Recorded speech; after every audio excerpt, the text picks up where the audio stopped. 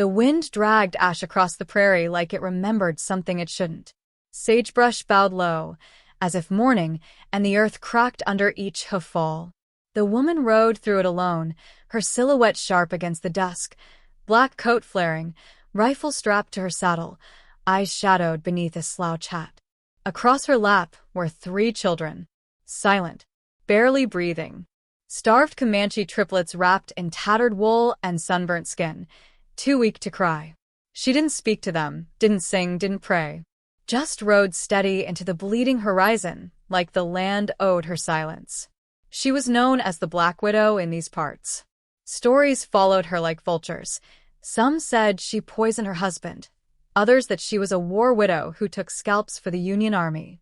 No one knew for sure, and she never offered the truth. What mattered was this. Her hands knew death, her eyes knew loss, and her cabin sat 3 miles past where maps gave up. The triplets had been found 2 days past, huddled around their mother's body like roots around a stump. A wagon burned to its bones beside them. Arrow shafts still trembled in the ash. The woman hadn't asked questions. She'd buried the mother herself, took the children into her saddle, and rode. Inside the cabin, cold waited like a coiled thing. The floor groaned with memory. She laid the children one by one near the hearth, built a fire from the driest wood she had. Their faces, 3 mirrors warped by hunger, reflected the flames. One boy had a crescent scar on his jaw. The girl clutched a stone in her fist, smooth and white. The third stared at nothing with eyes too old. She named them not out of affection but necessity. Flint for the quiet one, always watching. Ash for the girl with the stone, what survived the burn. River for the boy who whispered in his sleep, like a stream murmuring over secrets. They ate what little she had, bone broth, hard biscuits soaked soft, a sliver of dried deer meat. They didn't cry. That troubled her more than if they had. She sat by the window with her rifle across her lap, eyes scanning the line where prairie met sky. Out here, the wind told stories if you listened. That night it spoke of movement. She could feel it, not sound, not sight but presence. Someone or something had taken note. The next morning, she found tracks not made by children. Broad, deliberate. A man's weight. Followed a while, then turned back, as if he'd circled her land like a wolf unsure of the trap. She didn't panic. She'd lived too long to waste fear on maybe. But she sharpened her knives, loaded her rifle, reinforced the cabin door with 2 fresh beams. That night, she lit no lantern. Sat in darkness. Let the fire die. The children slept in a pile like pups. She watched over them with eyes like flint. 3 days passed. The children began to move differently, stronger. They whispered to each other in words she didn't know. The girl traced shapes in the dirt, symbols with meaning behind them, though what meaning was beyond her reach. Flint watched everything. River began to hum in the mornings, a sound that seemed older than his lungs. The woman did not smile. She had buried that impulse long ago. But something in her chest moved, slow, like sap warming in spring. She ignored it. When she went to town for supplies, folks stared longer than usual. A man at the mercantile asked too many questions. Where'd those children come from? They got Comanche eyes, you know. You think they're safe with you? She left without answering, but not without noting who watched her ride away. That night, she found a feather stuck in her fence post. Black, slick with rain. No note. No footprints. Just a sign. She burned it in the hearth. The triplets began to change her rhythm. She rose earlier to grind corn, stewed herbs when they coughed, taught them how to skin rabbits and boil the bones for broth. Flint never left her side when she chopped wood. Ash arranged her stones in circles outside the door. River followed birds, mimicking their cries, laughing when they answered. She told herself it was temporary, that someone would come for them, that when they did, she'd hand them over and go back to her quiet. But no one came. Only the wind. One night, River cried out in his sleep, one word, over and over. Nixihi. She didn't know it, but the way he said it made her blood still. Not fear. Something older. She began to dream again. Things she'd long buried. A battlefield washed in rain. A soldier's face, soft in candlelight. The taste of grief, copper and warm. The child she had lost long ago, never held.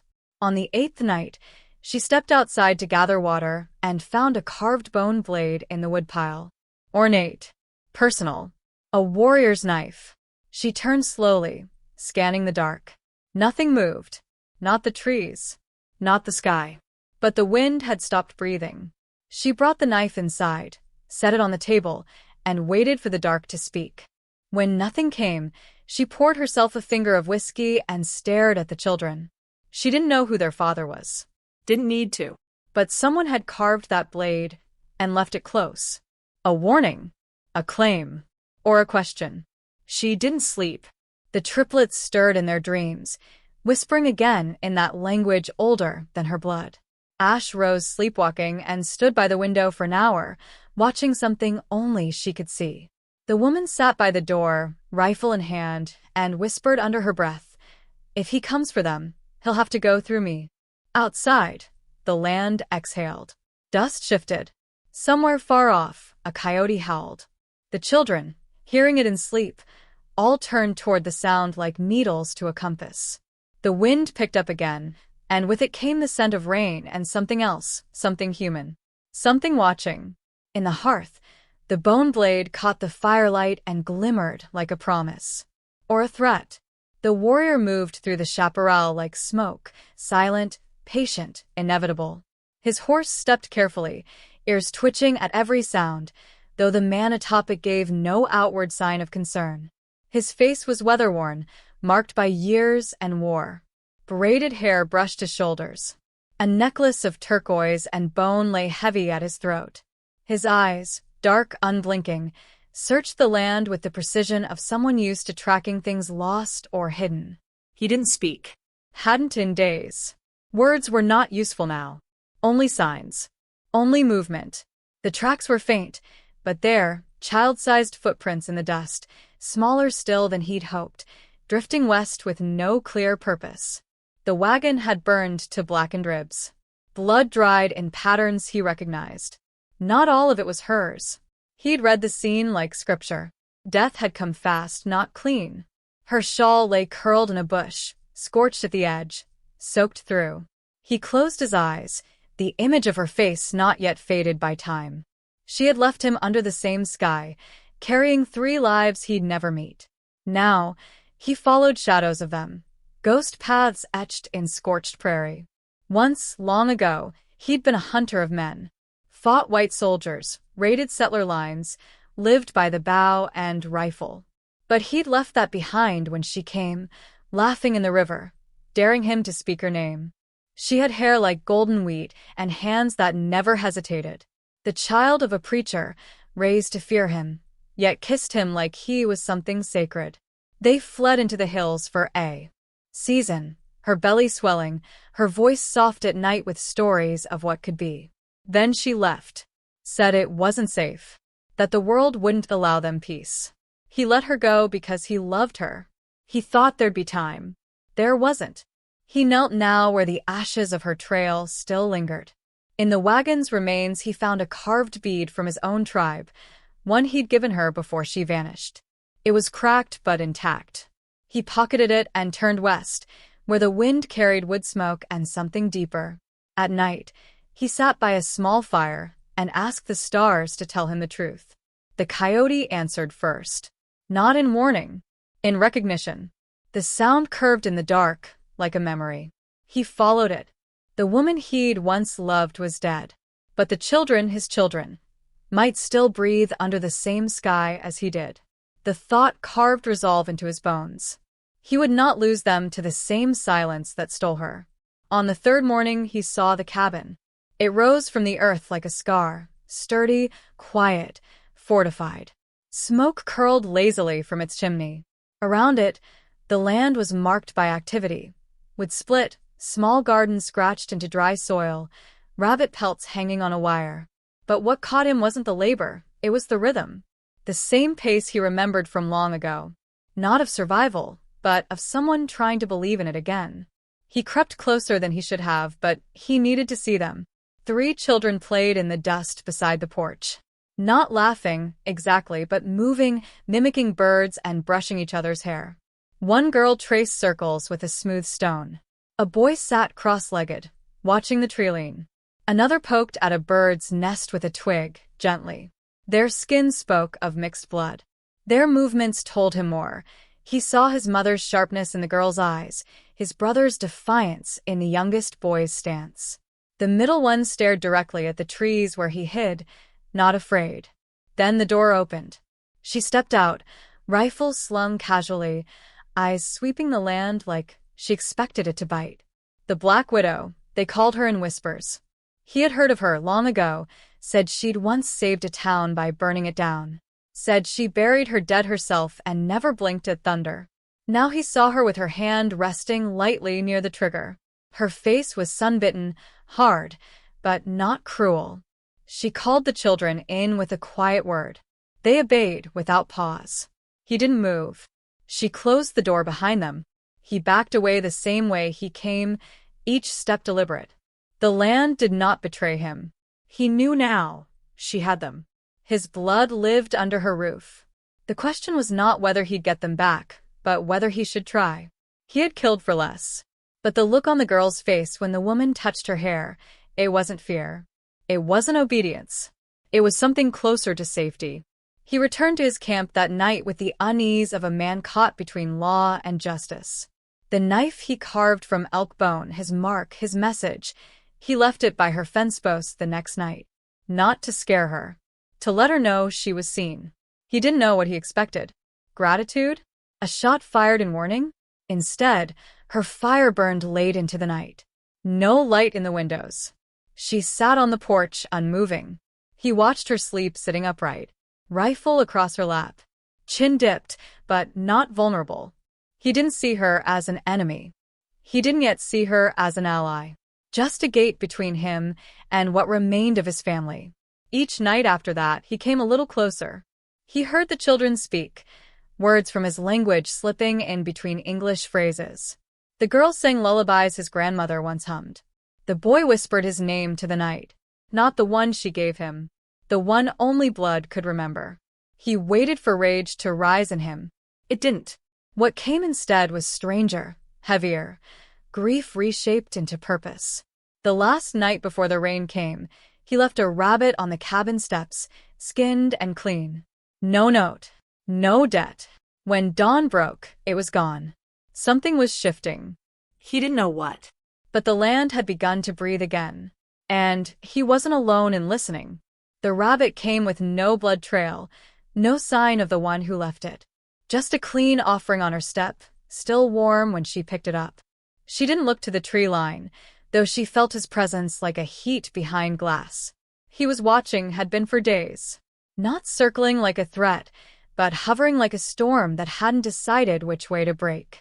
She gutted the rabbit with quiet hands, worked the knife through sinew and bone like it was a prayer. The children watched her, without asking where it came from. Flint helped string the meat. Ash fetched thyme and yarrow. River scattered seed near the trees, whispering as he did. She didn't tell them to stop. Their rituals belonged to something older than her fear. She waited for the man to show himself, but he didn't. Just shadows behind trees, footprints erased by wind. Each night, she left the fire low and door latched. Not out of fear, out of readiness. On the seventh night, River woke from sleep with a scream. Not the sharp cry of pain, but the kind that knew a name before the mouth did. She held him close, his breath hot against her collarbone. "What did you see?" she whispered, brushing sweat from his hair. He looked up, eyes wide and hollow. "He's close," was all he said. She didn't ask who. The next day, she took them into the woods. Not to run, but to teach. She showed them how to set snares and where not to step when moving uphill. Flint caught a hare before noon. Ash picked up an old arrowhead buried beneath a cottonwood root. River walked with his hand pressed to the bark of every tree, eyes closed, as if listening for something inside. She was still deciding what to do when she saw the fire. It wasn't hers. A small curl of smoke rising from beyond the western ridge, subtle but deliberate. It wasn't the fire of a traveler. It was a signal. To her. Or to the children. She made the trip after dusk, leaving them asleep, and the rifle slung low on her back. It wasn't far. 1/2 mile across silent hills. When she reached the fire, he was already standing. The man didn't reach for a weapon. Didn't speak. Just nodded once. She looked at him the way one might study a bear too close to camp. "You've been near my land for 12 days. His voice was low, not rough. "Longer than that. You just started noticing." The firelight licked his face, tired eyes, lines carved by sun and sorrow. She saw the resemblance in the shape of his mouth. River's mouth. Flint's shoulders. Ash's gaze. She didn't lower her guard. "Why now?" "I followed their trail," he said. "Didn't expect them to be alive. Or with you. I buried their mother." His jaw flexed at that. "She was my wife." They sat in the dark, no sound but the fire shifting. The prairie stretched around them like a held breath. He stirred the coals with a stick. "You've kept them alive." "I wasn't planning to. Just couldn't leave them." He didn't thank her. Didn't need to. The silence between them said more than words could. "I didn't know she was dead," he said. "Not till I saw what was left of the wagon. I thought someone might come for them. I did." She watched him closely. "So what now?" He looked into the fire as if it might answer for him. "They don't know me. I'm not here to rip them out of your hands. But I need them to know who I am. I need them to know they weren't abandoned." She didn't speak for a long time. Her knuckles were white against the wood of her rifle. Finally, "They've been through hell. You come into their lives too fast, too strong. They'll think you're another thing the world sends to break them." "I'm not a storm," he said. "I'm what's left after one." She didn't trust the ache his words stirred. "You'll come to the cabin," she said at last, each word deliberate. "Tomorrow. After breakfast. You stay by the fence. You speak only if they speak first. You try to take them before they're ready. I'll put a hole in your chest wide as God's eye." He didn't flinch, just nodded. She rose, the fire crackling behind her like bones snapping. She didn't look back. The children felt the shift before they saw him. Flint stood at the window, watching the tree line. Ash clutched her stone, humming low. River simply said, "He's near." When the man stepped from the trees, he moved slow, respectful. His hands stayed visible, his weapons untouched. He stopped 5 paces from the fence. They stared at him from the porch. The woman stood behind them, silent. River was the first to move. Down the steps, through the dry grass, until he stood not 2 feet from the man. He didn't speak. Just looked. The man crouched slowly to his level and reached into the pouch at his side. He pulled out a carved bone pendant, weathered but smooth, and held it out. "This belonged to your mother," he said softly. "She carried it when she carried you." River took it without a word. Flint came next, eyes narrowed, jaw set. He didn't take the offered hand but didn't pull away when the man touched his shoulder. Ash stayed by the porch, gripping the post. The man didn't force it. Instead, he sat in the dust and waited. Minutes passed, then hours. He spoke little, told them stories in their father's tongue, sang an old river song under his breath. By dusk, Ash was at his side, laying her stones in a perfect circle around him. The woman watched from the door, rifle across her lap, heart too loud in her chest. When night came, he left as he'd promised, no demands, no claim. Just a nod to her and a whisper to the fire. The children slept deeply, for the first time in weeks. But she did not, because something had shifted, not just in them, but in her. He wasn't a trespasser now. Not fully. And the children had begun to dream with color again, which meant soon they would have to choose. And when that moment came, she would either lose the only family she'd dared to protect, or fight to keep something that was never truly hers to begin with. The storm broke at dawn. It didn't start with thunder or rain, just a wrong silence. The kind that settles when birds vanish and the wind refuses to breathe. The woman woke with a jolt, eyes to the rafters, already reaching for the rifle beside her bed. She listened. The fire had gone cold. The cabin's bones creaked uneasy. Outside, the prairie crouched. She slipped out the door barefoot, her steps soundless in the dust. The man was already there, standing near the fence with the stillness of a hunter. He turned when she approached, eyes sharp. "You feel it too?" she asked. He nodded once. "They're coming." "How many?" "More than you want. Less than enough to stop me." He didn't explain who they were, but she knew. It had been building for weeks, whispers through trade lines, riders watching from ridge lines. Men who'd heard the tale of a woman with a bounty on her name, living with children no one owned. A woman who refused to disappear. Blood brings blood. She loaded the rifle with methodical grace. "I need to move the children." He looked past her to the door. "They'll fight if they see us scared." "They're already scared." He hesitated. "Then teach them how not to break." They dug in without speaking further. He turned the barn into a fortress. She showed the children where to crouch if the roof collapsed. Flint strung traps through the sagebrush. Ash stacked stones like armor around the well. River watched the horizon with eyes that belonged to a man twice his age. By nightfall, nothing had come, but the moon rose red. When they rode in the next day, 6 men on hard horses, guns slung careless and mean. The dust behind them looked like fire. The lead man wore a wide-brimmed hat and a grin that didn't reach his eyes. He had a scar down his cheek and the air of someone who never feared a woman could kill him. She stood on the porch, rifle ready. The children were inside. The warrior stood in shadow near the corral, unseen but not absent. The man with the scar tipped his hat. "Ma'am," he said, all charm. "We're looking for a friend. Name of widow. Heard she's been harboring some trouble." She didn't blink. "You found her." That threw him.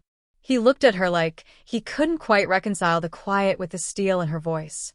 "Well then, This here's about a bounty." nothing personal, but you've been holding things that belong to some important folks. Half-breeds and stolen kids among them." "They're not stolen," she said. "They're mine." He chuckled. "That's mighty sweet. But blood's got rules. You can't just claim what ain't yours." "I didn't claim them. I kept them alive." The man's smile faded. "Lady, you step aside. You get to live. You point that thing at me, and I'll paint your walls red." From the shadow, the warrior moved. He didn't speak. Didn't threaten. Just stepped forward into the sun, long rifle raised. The gang jolted. One cursed. Another drew too fast. 2 shots cracked. One rider fell like a felled tree. Another reeled, shoulder shattered. Chaos bloomed. Gunfire screamed across the yard. Dust exploded in the air. She dropped behind the water trough, returning fire with eyes narrowed. Her heart didn't pound. It pulsed steady, like it always did in the thick of killing. The warrior moved like wind over stone. Every shot a choice. He took 2 more down before they found cover. Inside, the children crouched. Flint gripped a knife, jaw clenched. Ash prayed in a language only her dreams understood. River stared at the door like it might betray them. When the man with the scar burst through the front, River didn't scream. He stepped forward. The man laughed. "Ain't you a brave little mistake?" Then River lunged. The knife buried in the man's thigh before he could fire. He howled, staggering. Flint sprang from behind the stove, tackling him with all his weight. But he was too strong. He flung them both aside, raising his pistol. That's when the woman entered. Her shot hit him in the chest. He dropped. No dramatics. Just a sudden absence where violence had stood. The cabin fell silent. Outside, the warrior finished the last of them. The prairie held its breath. When it was done, he walked into the house, blood on his cheek, calm in his gait. He looked first to the children, then to her. She nodded once. He returned it. They buried the bodies deep and marked nothing. That night, they sat around a fire they did not speak over. The children leaned against the woman. The warrior carved a new pendant from pine and strung it beside the old one. River held both like a tether to something true. Eventually she spoke. "They'll keep coming. Not these ones, but others. The kind who don't like loose ends." She shook her head. "You'll leave." The fire snapped. He waited. "I kept them safe because I had no choice. but now I do. And they need more than safety now. They need legacy. They need stories in their blood that don't start with hiding. You think I can give them that? I think you're the only one who can. He looked at her, not with anger, but with weight. What about you? She touched Ash's hair. I'll stay until they're ready to go. And if they never are, then I'll still be here. The wind shifted, carrying the scent of wild sage and rain. He stood slowly, walked to each child. Flint clasped his hand. Ash pressed a stone into his palm. River whispered something only he could hear. Then he turned to her. For a moment, neither of them breathed. You changed everything, he said. No, she answered, voice quiet. I just gave them time to remember who they were. He left at dawn, horse silent beneath him, riding east toward the ridgelines. She watched until he vanished. Inside, the children stirred. The world outside waited, vast and uncertain. But for now, the cabin stood whole. And the woman called Widow smiled, for the first time in a very long while.